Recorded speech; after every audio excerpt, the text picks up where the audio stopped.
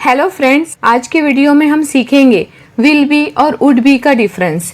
ये दोनों इंग्लिश के बहुत इंपॉर्टेंट वर्ड्स हैं जो अक्सर बिगिनर्स को कंफ्यूज कर देते हैं। मैं आपको बिल्कुल इजी लैंग्वेज में समझाऊंगी ताकि आप कॉन्फिडेंटली इन्हें यूज कर सके। सबसे पहले देखते हैं विल बी को। विल बी का मतलब होता है होगा, होगी या होंगे, यानी फ्यूचर में कोई चीज़ या कोई काम पक्का होगा। जब हम फ्यूचर के बारे में श्योर हो तब विल बी का यूज़ करते हैं। फॉर एग्जाम्पल, मैं 6 बजे तक तैयार रहूँगा। मैं 6 बजे तक तैयार रहूँगा। I will be ready bye 6 PM। I will be ready bye 6 PM। अब देखते हैं structure.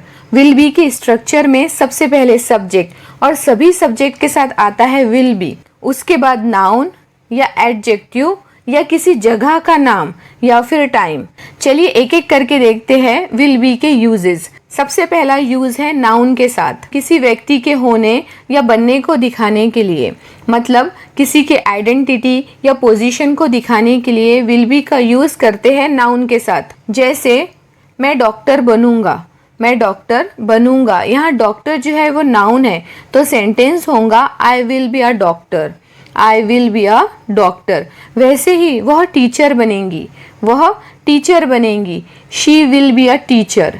She will be a teacher. लेकिन जब हम किसी की हालत, फीलिंग या स्थिति दिखाते हैं तब विल बी के बाद एडजेक्टिव आता है। जैसे वह थकी होंगी, वह थकी होंगी। She will be tired. She will be tired. यहाँ टायर्ड वर्ड है वो एडजेक्टिव है जो सब्जेक्ट शी की हालत को डिस्क्राइब कर रहा है। वैसे ही वे खुश होंगे, वे खुश होंगे। They will be happy. They will be happy. चलिए आगे बढ़ते हैं। फ्यूचर में किसी जगह मतलब प्लेस या लोकेशन को दिखाने के लिए भी विल बी का यूज़ करते हैं। तो इसके लिए विल बी के बाद आती है जगह या प्लेस। जैसे वह ऑफिस में होगा, वह ऑफिस में होगा। यहाँ ऑफिस ये एक प्लेस है, तो सेंटेंस बनेगा he will be in office. He will be in office. Second example है वे पार्टी में होंगे। They will be at the party. They will be at the party. लेकिन जब हम बताते हैं कि कोई चीज़ या इवेंट फ्यूचर में कब होंगी तो हम विल बी के साथ टाइम यूज़ करते हैं, लेकिन प्रीपोजिशन के साथ, जैसे एट, ऑन या बाय। यहाँ विल बी के बाद प्रीपोजिशन लगता है और उसके बाद टाइम या डे या डेट आती है। जैसे वह रात तक घर आ जाएगी, वह रात तक घर आ जाएगी। यहाँ टाइम बताया जा रहा है कि वो कब तक घर आ जाएंगी, तो वह रात तक घर आ जाएगी। She will be home by night. She will be home by night. वैसे ही मेरी परीक्षा सोमवार को होंगी। यहाँ पर डे बताया जा रहा है कि मेरी परीक्षा कब होंगी, तो मेरी परीक्षा सोमवार को होंगी। My exam will be on Monday. My exam will be on Monday. चलिए अब देखते हैं विल बी से निगेटिव सेंटेंस कैसे बनाते हैं। जब हम भविष्य में किसी स्थिति, अवस्था या काम के होने से इनकार करते हैं तब हम विल बी का निगेटिव स्ट्रक्चर यूज करते हैं। निगेटिव सेंटेंस बनाने के लिए आपको विल के साथ नॉट और फिर बी का यूज करना है। आप यहाँ विल नॉट बी का शॉर्ट फॉर्म ऑन बी भी यूज कर सकते हैं, जिससे आपकी इंग्लिश ज़्यादा इम्प्रेसिव लगती है। जैसे वे घर पर नहीं होंगे, वे घर पर नहीं होंगे। They will not be at home. इस सेंटेंस को हम ऐसे भी बोल सकते हैं, they won't be at home. They won't be at home. वैसे ही हम शाम 5 बजे तक तैयार नहीं होंगे। हम शाम 5 बजे तक तैयार नहीं होंगे। We won't be ready by 5 PM। We won't be ready by 5 PM। और इंट्रोगेटिव सेंटेंस में भी विल बी का यूज होता है, मतलब कोई इंसान, चीज़ भविष्य में कहाँ, कैसी या किस हालत में होंगी, ये पूछने के लिए हम इंट्रोगेटिव सेंटेंस में विल बी का यूज करते हैं।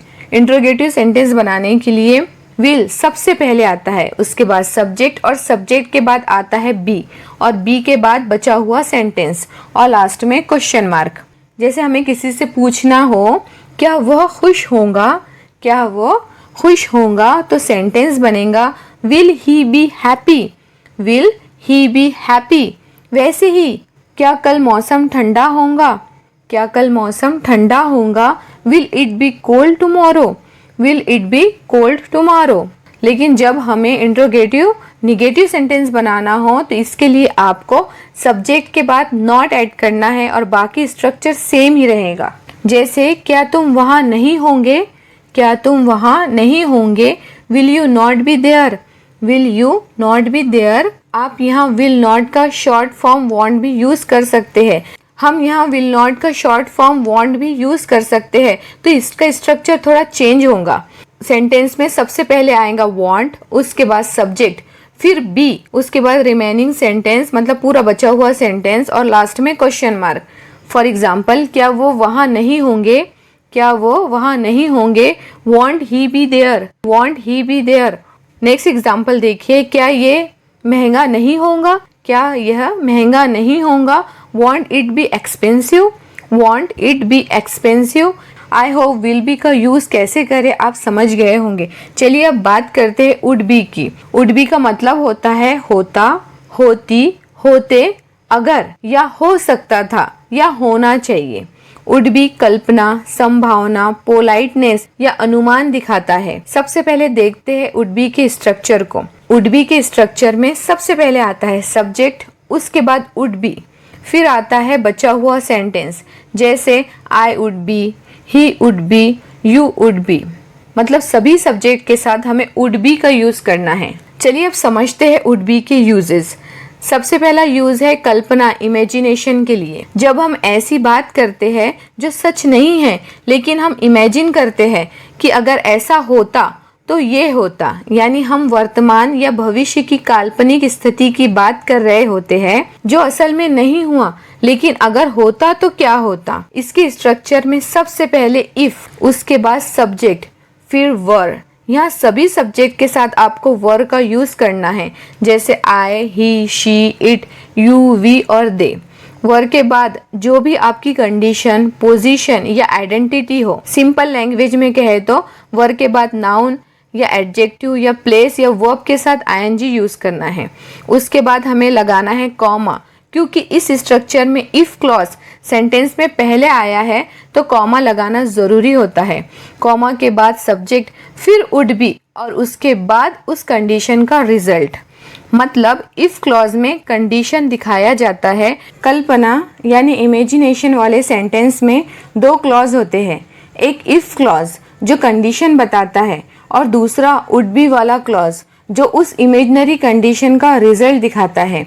इस वुड बी वाले क्लॉज को रिजल्ट क्लॉज भी बोलते हैं। चलिए इसे एग्जाम्पल से समझते हैं। जैसे हमें बोलना हो, अगर मैं एक पक्षी होता तो मैं आज़ाद होता, अगर मैं एक पक्षी होता तो मैं आज़ाद होता। यहाँ अगर वाला सेंटेंस ये इमेजिनेशन यानी कंडीशन दिखा रहा है और दूसरा सेंटेंस उस इमेजिनेशन का रिजल्ट है। अगर मैं एक पक्षी होता तो मैं आज़ाद होता, तो इंग्लिश में सेंटेंस बनेगा if I were a bird I would be free, if I were a bird I would be free. वैसे ही अगर वह अमीर होती तो खुश होती, अगर वह अमीर होती तो खुश होती। If she were rich she would be happy, if she were rich she would be happy. यहाँ ये याद रखें, जब इफ क्लॉज मतलब इमेजिनरी कंडीशन वुड बी के सेंटेंस के बाद आए तो कॉमा नहीं लगाते। जैसे हमें बोलना हो, मैं खुश होता अगर मैं अमीर होता, मैं खुश होता अगर मैं अमीर होता। I would be happy if I were rich, I would be happy if I were rich. अगर तुम चले जाते तो वह दुखी होता, he would be sad if you left, he would be sad if you left. यहाँ ये कंफ्यूजन हो सकता है कि पहले इफ क्लॉज यूज करें कि रिजल्ट क्लॉज, यानी पहले कंडीशन आती है या रिजल्ट।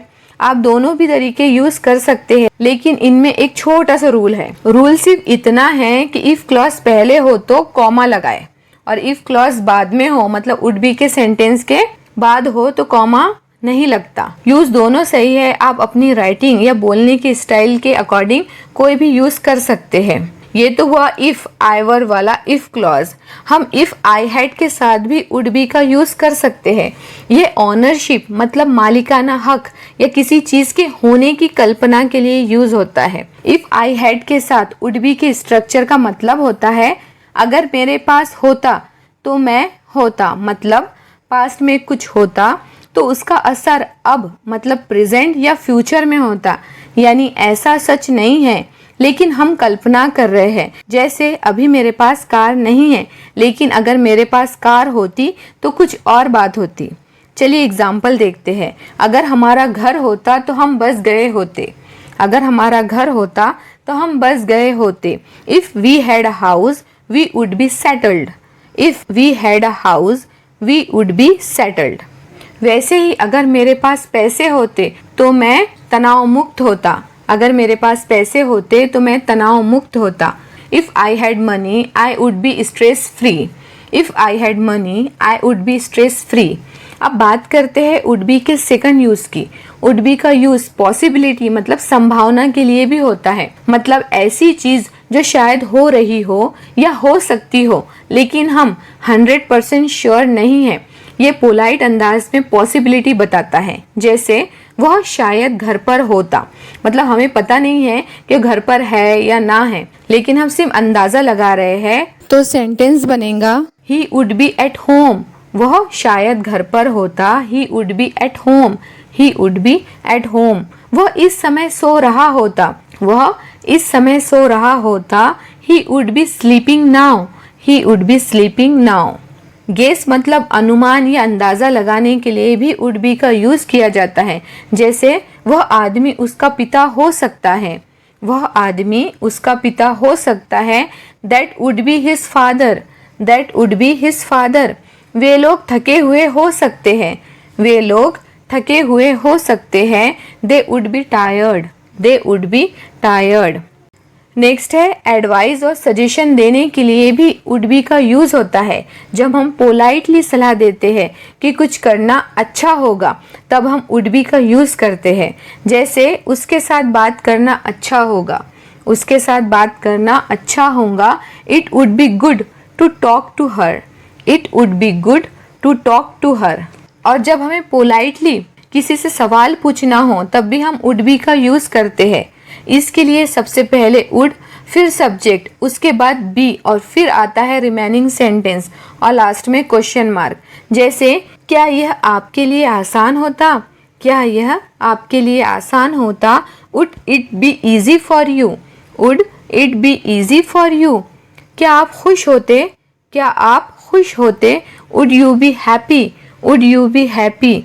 अगर आप रियल लाइफ में पोलाइट और स्मार्ट इंग्लिश बोलना चाहते हैं तो वुड बी वाले क्वेश्चंस बहुत काम के हैं। शॉर्ट में समझ लीजिए, विल बी फ्यूचर की बात बताता है जो पक्का होने वाला है, लेकिन वुड बी कल्पना संभावना को दिखाता है।